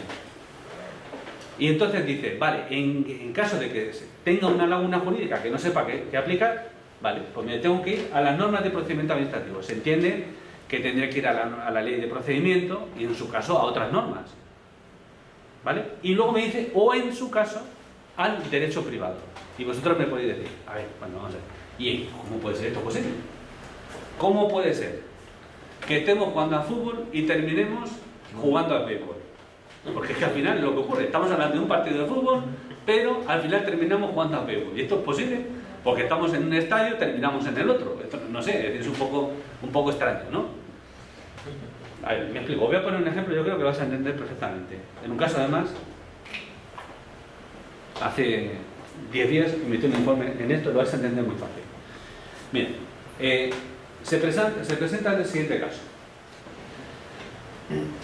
La administración territorial, una de las consejerías de la comunidad autónoma, esto está escrito en el 2009, pero bueno, simplemente por ver esa parte a donde ya terminamos cuando hablemos. La comunidad autónoma, hay un procedimiento de licitación, se está desarrollando en un momento determinado y la administración, por las cosas que sean, decide resolver el contrato. ¿Vale? Resuelve el contrato. Inicia un procedimiento de resolución del contrato. Inicia este procedimiento de resolución del contrato. Y entonces, claro, nos vamos a la ley de contratos y digo, vamos a ver, ¿hay algo que se regule alrededor del procedimiento de resolución? Porque sí, se tipifican, por ejemplo, nos vamos a ver la resolución del contrato de servicios, ¿no? Nos vamos al artículo 308, vemos dónde está regulado y vemos que los efectos del contrato de servicios son el artículo 309, ¿vale? Vemos los efectos. No nos dice nada del procedimiento. Bien, vamos a buscar a ver si en los reglamentos ejecutivos aparece algo. 817, no aparece nada. 1098, sí aparece algo. Hay un artículo, no sé, 90-99, ahora mismo no recuerdo exactamente, 90-99, que sí que te regula parte de lo que puede ser el procedimiento. Te dice qué es lo que hay que hacer, qué hay que pedir, hay que dar trámite de audiencia, etc. Te da una serie de pautas que debe seguir la administración. Dentro de estas pautas, pues, bueno, otras cosas. Y entonces no, se plantea y dice, bueno, vamos a ver, vale, pero no me dice un plazo, no me dice nada. No me dice qué ocurre en supuestos donde yo tenga un problema realmente. ¿Qué es lo que ocurre? Que aquí resuelve, bueno, vamos a ver, no resuelve. Pasa X tiempo, es obligatorio presentar, en caso de oposición del contratista para la resolución del contrato, caso de oposición para la resolución del contrato es necesario solicitar un informe preceptivo no vinculante del órgano consultivo, bien del Estado, que sería el Consejo Consultivo, bien de la Comunidad Autónoma, que sería el Consejo Consultivo de la Comunidad Autónoma. Una vez que tenemos ese informe, pues la Administración que quiera resolverá, digo, conforme al informe o no, pero seguirá el trámite y se resuelve el contrato. Bien, ¿qué hace el contratista? El contratista dice, aquí me falla algo, esto ha durado mucho tiempo. Y entonces dice, a ver, ¿qué tengo que aplicar? Claro, te vas a la ley de contratos de nuevo y dices, a ver, caducidad, procedimiento caducidad. No dice nada. Pero el 19.2 me dice que me vaya a las leyes administrativas, que vaya a buscar a ver si hay algo. Claro, me voy a las leyes administrativas, me voy al artículo 44.2 y efectivamente ahí tengo regulado un procedimiento de caducidad de 3 meses, cuando la norma no me especifica otra cosa. 3 meses. ¿Qué hace el abogado listo del contratista? Pues inician un procedimiento contencioso y alegan la nulidad. O sea, un procedimiento contencioso. O en reposición, no lo sé exactamente. El caso es que alegan la nulidad por caducidad del expediente, del procedimiento. ¿Vale? Entonces, efectivamente, miran 3 meses, sí, ha transcurrido el tiempo de 3 meses, hay caducidad del procedimiento, por lo tanto, fue ante el contencioso porque hubo una sentencia de nulidad. La sentencia fue la resolución, nulidad de la resolución, ¿vale? Nulidad de la resolución y ya tenían, en el momento que me lo preguntaron esto, ya tenían la ejecutoria de la ley, de la sentencia, ¿no? Para que ejecutaran la nulidad de ese procedimiento y se volviera al Estado, digamos, antes de la ejecución. Bien, seguimos. Y ahora hay que plantearse otra cosa. Claro, vamos a ver, que me hayan prácticas, que se practique la nulidad y que hayan alegado la caducidad, efectivamente, esa parte del procedimiento hay que liquidarla, pero la acción de resolución todavía la sigo teniendo, ¿no? Tengo que iniciar otro procedimiento, porque no ha prescrito, o sí ha prescrito. No, ¿por qué? Claro, aquí es donde está otra vez nos podemos preguntar, vale, prescripción de ese tipo, claro, te vas otra vez. Ley de contrato, nada. 1098, nada. Ley de procedimiento, nada. Nada te dicen, porque lo que te está diciendo la ley de procedimiento es que esos plazos hay que especificarlos en la norma origen. En este caso sería en la norma de contratación, donde tendría que haber especificado cuáles son la prescripción de los procedimientos en el caso de resolución, o general, o como fuera.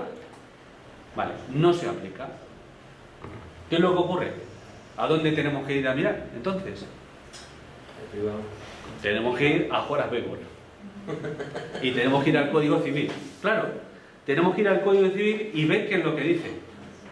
Y efectivamente, para la rescisión de los contratos, porque utilizan el término, ¿no?, lo que veíamos ayer, la rescisión del contrato, nos está diciendo el artículo 1099 que son 4 años, tienen una prescripción esos procedimientos de 4 años. Con lo cual, efectivamente, puedo iniciar un procedimiento basándolo en que el Código Civil me está diciendo que para la rescisión de los contratos civiles, pero bueno, rescisión de los contratos, el tiempo es 4 años. Y hemos terminado jugando a Begur, ¿sabes?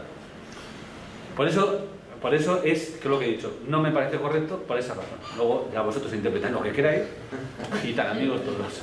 Claro, que en nuestra legislación, la ley de contratos, en el artículo 42 ha previsto que en caso de que haya un vacío en la norma, te recurres al derecho público, a la ley de procedimiento y al Código Civil en última instancia, ¿no?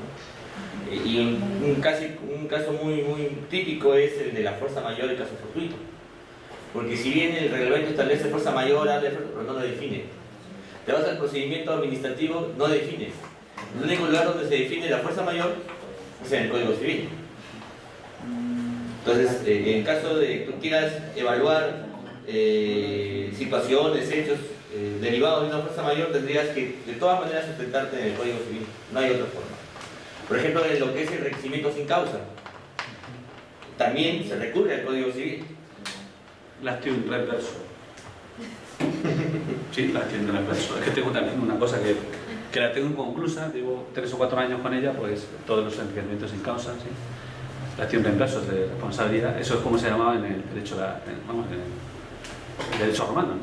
Lactium reverso, que luego realmente se sigue manteniendo prácticamente hasta ahora mismo, hasta el siglo XX, se sigue manteniendo la acción lactium reverso, se sigue manteniendo así, de esta manera. Si buscáis jurisprudencia y buscáis en internet, verás cómo vas a encontrar a alguien por ahí en algún sitio de lo, claro, y lo más digamos, paradójico es que para tú exigir el requisimiento sin causa, en el caso de contrataciones, tienes que hacerlo a través de un arbitraje. En el caso peruano. En el caso peruano. Tienes que hacerlo, no puedes hacerlo a través del Poder Judicial. Porque te obligan directamente a hacerlo por arbitraje, te obligan, me imagino. Sí, ¿no? La ley de contratos te obligan a ir a... Claro. La ley o la propia Constitución, yo creo que es la Constitución, ¿no? Claro, la Constitución habla de una jurisdicción y de un arbitraje, ¿no? Artículo 63 de la Constitución. Sí, yo he entendido que era la propia Constitución, por eso, claro, la ley de contratos te deriva, digamos, en lo que es el arbitraje. ¿He entendido eso? No, claro, la Constitución no dice que los contratos derivados de la contratación pública sean obligatoriamente, simplemente le da una categoría de jurisdicción arbitral para N cosas, ¿no? Entonces, los acuerdos de las partes que quieran irse a un arbitraje y a eso se someten a una jurisdicción especial. Pero la ley de contrataciones es la que dice que obligatoriamente todas las controversias, en el caso de contratos con el Estado, deriven a un arbitraje. Así sean situaciones de índole civil, así sean situaciones de índole contractual, ¿no? O sea, extra contractual y contractual. Ya, entiendo, sí. No, pero si ya digo, es una fórmula como otra cualquiera, lo que pasa es que bueno.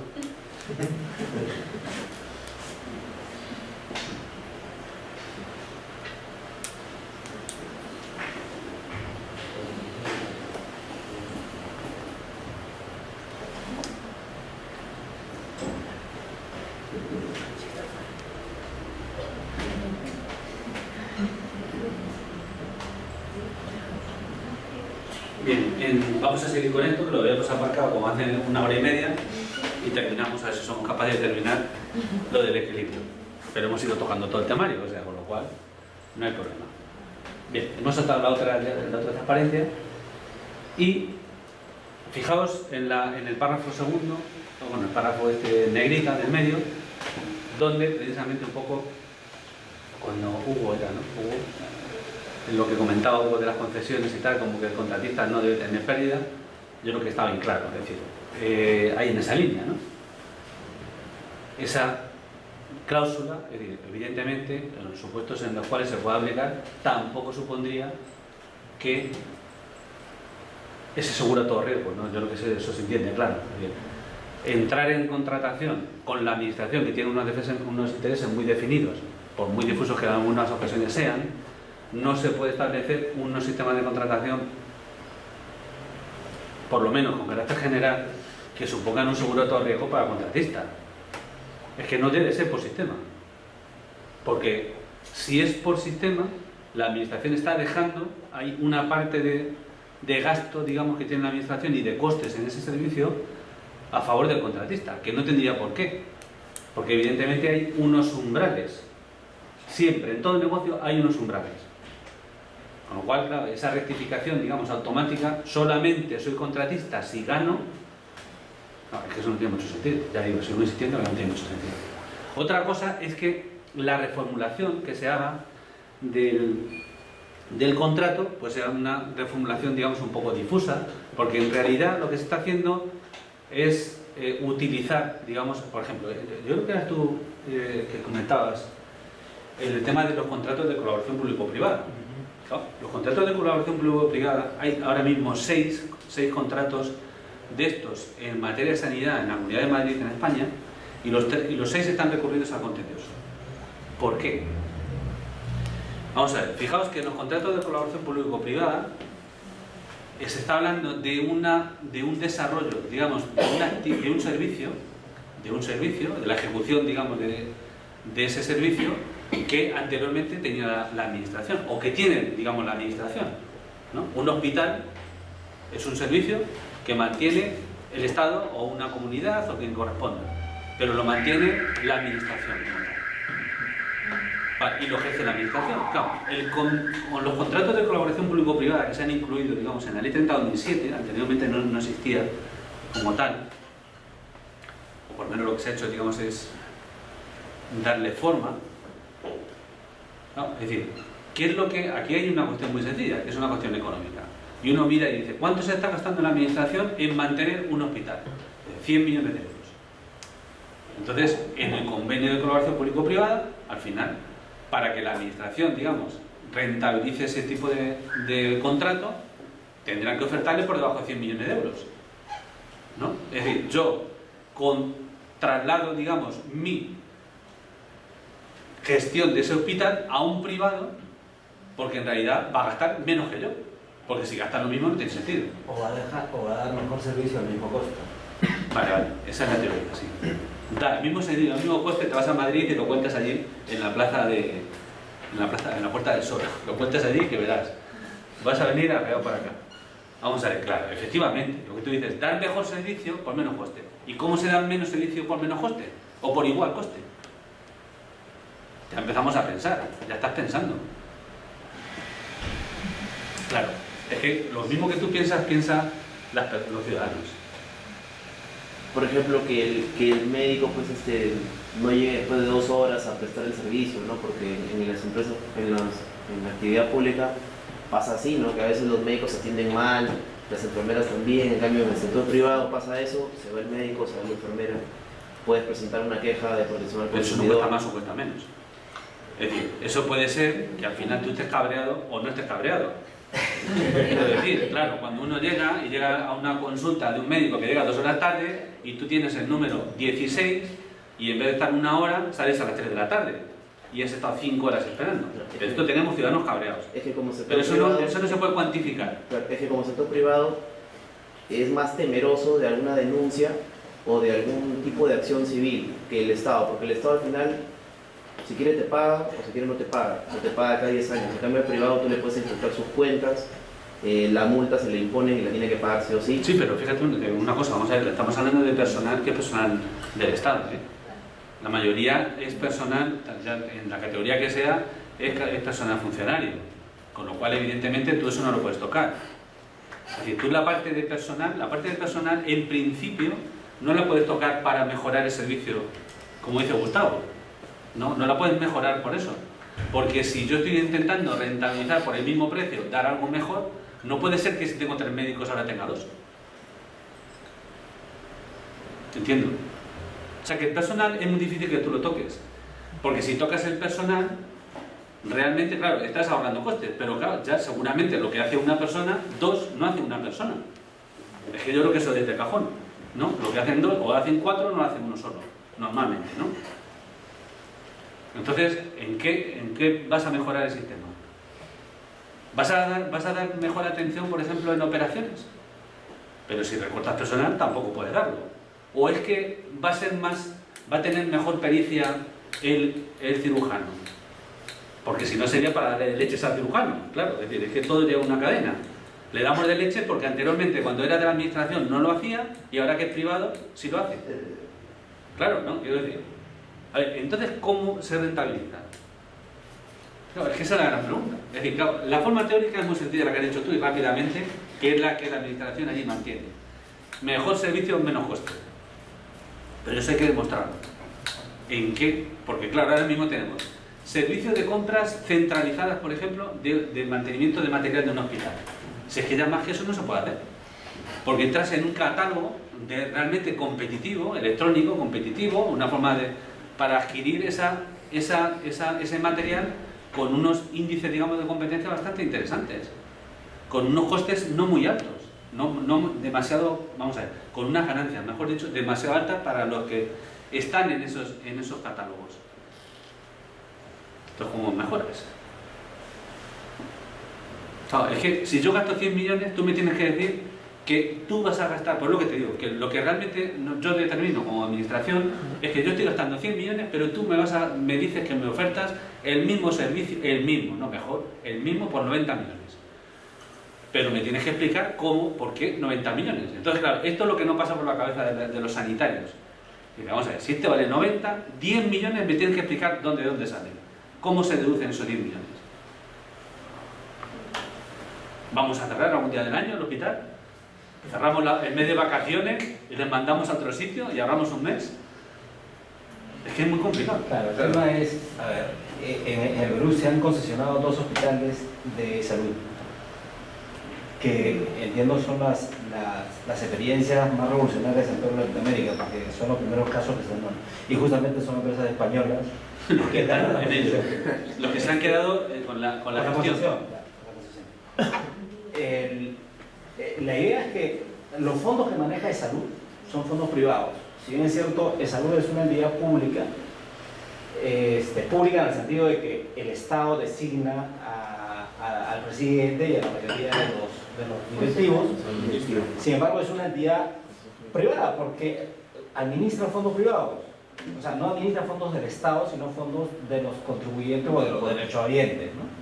Bajo esa lógica, la administración que tiene el Estado sobre los hospitales es deficiente, absolutamente deficiente, y acá nadie va a decir lo contrario. Lo que se busca con la concesión de los hospitales es que la atención del usuario mejore. Ahora, posiblemente los costos se eleven, posiblemente no ocurra eso. La idea es que al mismo costo se tenga un mejor servicio. No sabemos qué va a pasar todavía, por lo pronto Salud ha concesionado el abastecimiento de farmacias, o sea, todo su sistema logístico, lo tiene una empresa brasilera, y los hospitales, los 2 hospitales están en construcción, no sabemos qué va a pasar. La idea era también concesionar, por ejemplo, todo el sistema de radioterapias, el sistema de atención de hemodiálisis, que dicho sea de paso, lo terceriza ahora Salud, porque no tiene capacidad, y entonces la mejor manera era concesionarlo. Pero bueno, todo se ha parado, con este gobierno se ha parado en gran medida eso, y hemos vuelto al tema de las ineficiencias, ¿no? Entonces, no sabemos qué es lo que vaya a pasar, el resultado todavía no sabemos si va a mejorar, porque está en proceso de construcción los hospitales. Pero el Ministerio de Salud también estaba por ese camino, o sea, el Ministerio de Salud igualmente quería concesionar hospitales.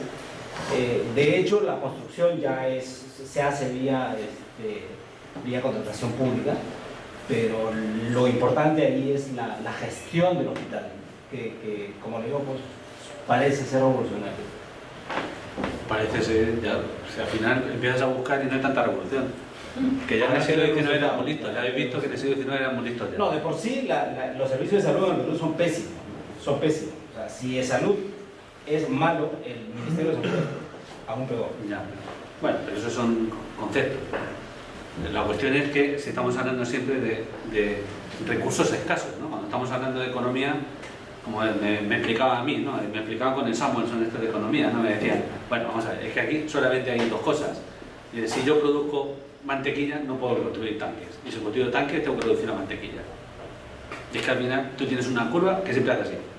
Como lo hagas, siempre hace esto. Porque o reduces por un sitio, aumentas por otro, o reduces por uno y aumentas por otro. Que no es más. No puede ser, y no puede ser por todos los sitios. Porque si no, al final tendrás servicios que no son los servicios que tenías. Es que esto es de cajón. Ahora, lo que tendrían que establecer este tipo de empresas, como tú dices tú, concesionarias, son los planes cuantificados de dónde se reducen los gastos. Porque lo que tengo es una cosa muy clara. Los gastos que yo tengo ahora mismo, yo digo, mira, estos son los gastos que yo tengo ahora mismo. Pum, aquí. 25 folios donde se explican los gastos que he tenido en el hospital en un año. Y ahora me dices tú, por cada partida, me dices cómo reduces. No me cuentes una película de cómo, ¿no? La película esta del león, que todo el mundo sabe que es la Metro. Es decir, no, pues no me cuentes esto, sino cuéntame específicamente qué es lo que dice la película y qué película estamos viendo. No la del león ya la conocemos. Ahora me explicas qué quiere decir la película y qué partes hay en la película. A ver, explícamelo detalladamente. Y ya una vez que yo compruebe que yo soy la administración, compruebe que realmente, es decir, me estaba equivocando en algo, pues entonces si quiero luego concesiones, si no, no. Pero no solamente puede, pero tiene que haber una razón de, digamos, de peso y de racionalidad para poder hacer una concesión de ese tipo. Si no, no hay justificación alguna. No sé por qué nadie dice nada más. Porque no suena ni hace nada. ¿De acuerdo? Es decir, que eso es un poco de lo que sucede. ¿Un minuto? ¿2? No, un minuto, bueno, 3 minutos. Bueno, pues ya está, acabamos. Espera, voy a terminar una cosa. Y con esto damos terminado. Bueno, me falta aquí cosas, pero...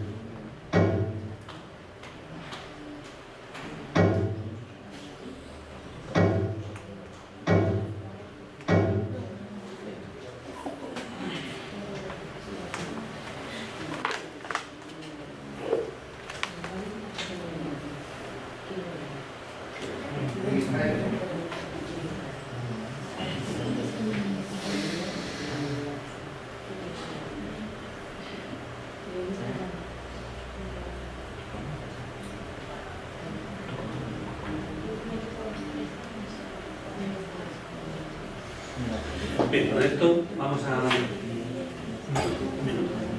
Con esto concluimos. Vamos, fijaos en el tema de equilibrio. Nos hemos notado ya bastante, pero bueno. Fijaos un poco gráficamente lo que ocurre, lo que viene a ocurrir cuando el contratista no gana de forma sistemática, ¿no? ¿Qué es lo que se entiende? Lo que se entiende es que nosotros tenemos aquí lo que es el plan económico y financiero, que se adjunta precisamente, ¿no?, a lo que es la documentación que presenta el contratista, que son las previsiones realmente sobre el contrato, de acuerdo con los pliegos de condiciones. Vamos a ver, ¿qué ocurre? Que veis que, claro, ahí tienes un punto que es el punto de equilibrio, que es que todo vaya más o menos normal, que haya unos gastos, o sea, que haya unos ingresos, ¿no?, que sean pues, más o menos ajustados, es decir, un movimiento ajustado, etc.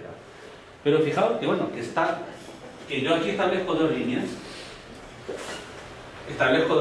que es lo que he denominado las líneas de equilibrio, porque claro, toda esta zona yo entiendo que es decir, vamos a ver, de una manera un poco no tan teórica, es una zona donde tú te puedes estar moviendo con ganancias, lo que corresponda, ¿no?, según va el contrato. Ahora, ¿qué es lo que ocurre? Que esto que me establece, digamos, la previsión económica y financiera, ese informe, me tiene que determinar también unas líneas, que es la línea por encima y la línea por defecto, por debajo. Es decir, el riesgo y ventura que tiene el contratista realmente en el contrato. Es ese riesgo y ventura, la de por arriba y por abajo.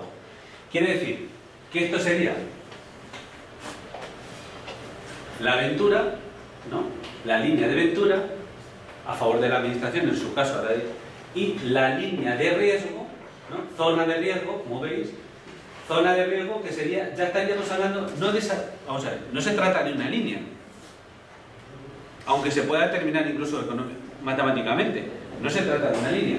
Tengo la línea que la puedo determinar incluso matemáticamente, pero veis que aquí yo he trazado esto.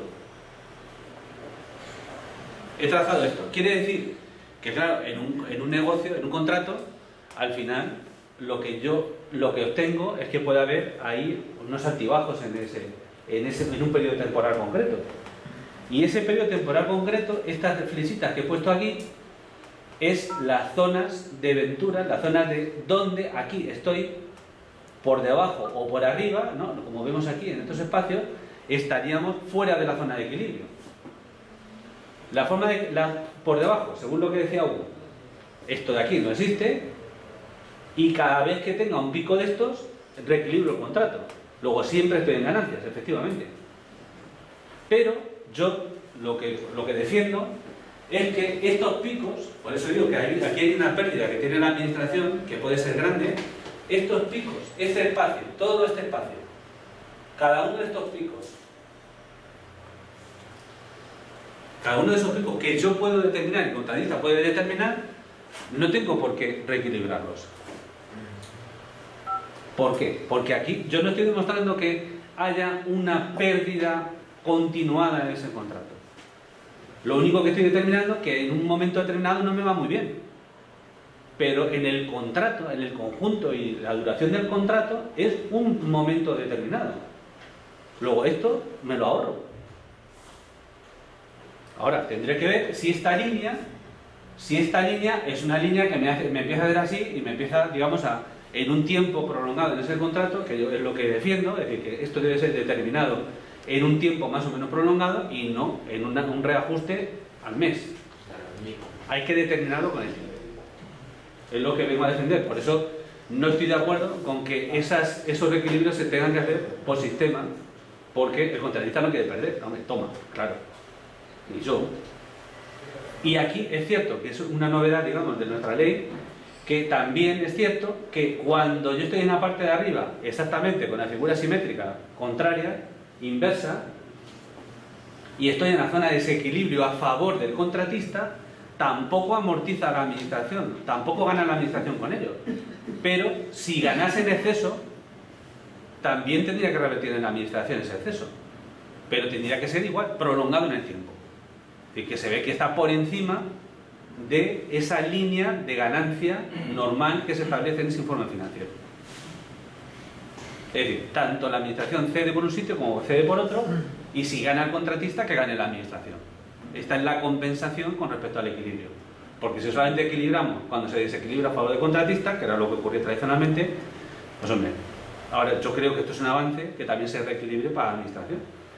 Pero, ya digo, en las mismas condiciones. Si se producen picos de ganancia, tampoco revierten de forma directa, porque puede haber, esta es la compensación de esta compensación.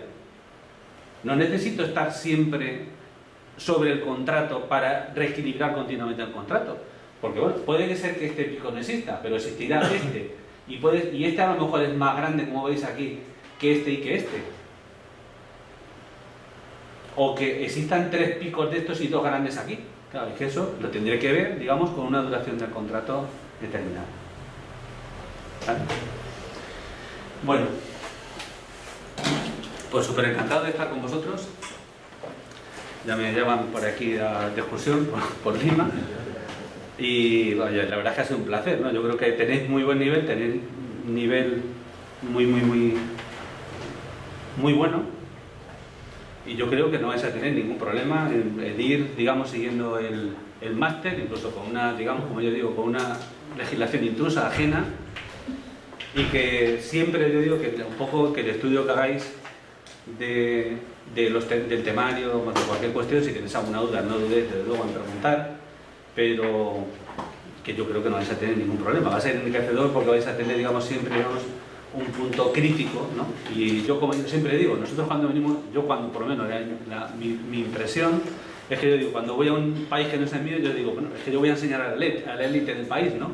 Entonces, en algún momento, en algún caso he patinado, porque cuando fui a Bolivia a explicar las expropiaciones legislativas, yo no sé si ahora se estará alguno acordando de mí cuando yo explicaba en el 2003 las expropiaciones legislativas en Bolivia, ¿no? Y ahora que se lo pregunten a las empresas españolas, igual a lo mejor... Pues digo que en algún momento a lo mejor he patinado, ¿no? Pero normalmente sí que tengo la sensación esa que siempre estás enseñando un poco a la élite y que es un placer que luego gente que tiene una formación muy buena, pues luego llegue a determinados sitios de la administración o donde corresponda y pueda aplicar todo este tipo de cosas, ¿no? Yo creo que ese es el valor importante y añadido, y una visión, digamos, diferente y un poco más amplia, no estar, digamos, encasillado en cuestiones muy concretas, e igualmente, es decir, que es una cuestión de aprendizaje, digamos continuo. Tengo ahí ya, no sé si habéis visto por ahí, una carpeta completa con temas de legislación peruana y todo eso, que ya me iré viendo poco a poco, porque en todo caso, para cuando hagáis los estudios de derecho comparado, tendré que ir estudiando, ¿no? Entonces voy estudiando las legislaciones según me van cayendo, pero para mí también es muy enriquecedor, ¿no? Porque puedo efectuar, digamos, en muchos casos, pues eso, qué es lo que ocurre de una forma comparada, y en muchos casos a lo mejor mucho mejor que lo que tenemos nosotros, ¿no? Es decir, que tampoco tiene, que lo nuestro no es lo más perfecto ni mucho menos, ¿no? Simplemente, bueno, toca explicar esto porque somos de ahí. Así que ya digo, encantado, y para lo que queráis, pues ya sabéis dónde me tenéis. Y nos veremos en España, me imagino, o no creo que nos veamos antes, pero vamos, si no, nos veremos allí, y por correo electrónico, Skype o lo que sea, pues ya digo, podéis contar conmigo para lo que estiméis, ¿de acuerdo? Pues muy bien.